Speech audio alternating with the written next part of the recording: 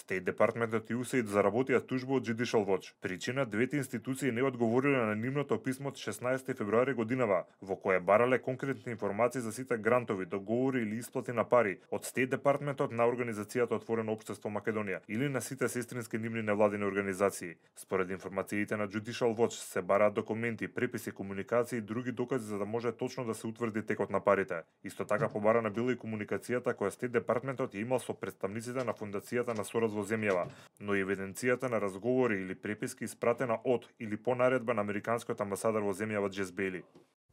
Judicial Watch is investigating the George Soros operation. Judicial Watch истражува операцијата на Џорџ Сорос. Денеска поднесовме федерална тужба против финансирањето на речиси 5 милиони долари од страна на администрацијата на Барак Обама, на една од подружниците на Џорџ Сорос во Европа, поточно во Македонија, каде неговата сојузничка група турка да ја симне од власт тамошната конзервативна влада со типично организирање на заедницата.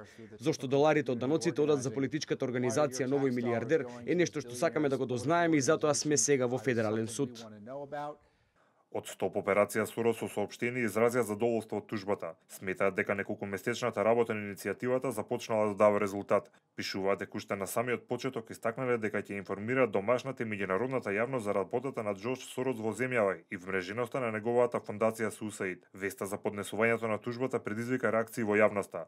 Според поранешниот амбасадор Ристо Никовски, ова е нова етапа во скандалот, бидејќи претпоставува дека во САД многу ретки се ситуациите каде што јавно се покрива некаква кампања во однос на нивни амбасадор. Мислам дека нема никаква дилема веќе кога отидоа на суд, знаете, до сега кога беше нака сварно субаво што велиме ние, тие ја игнорира, не ја одговара, не ја праќа ништо, веројатно воде некоја кореспонденција која беше празна без суштината, меѓутоа кога доаѓате на суд веќе, кога барате сето тоа по судски пат, веќе нема играчка. Мислам дека сега веќе е известно дека овај скандал во Скопје ќе ескалира, дека одговорноста ќе мора се појави на дневен ред и дека амбасадорот кој е носител на таквите политики, иако веројатно како што реков имал поддршка во самиот Стејт департмент, ќе мора да сноси одредени консеквенции бидејќи тој е извршител на тоа, без оглед кој стои позади тоа, одлуката, планирањето, контактите, анализите кои се правени тука ќе покажат дека е тоа флагрантно мешање во внатрешните политики на Македонија,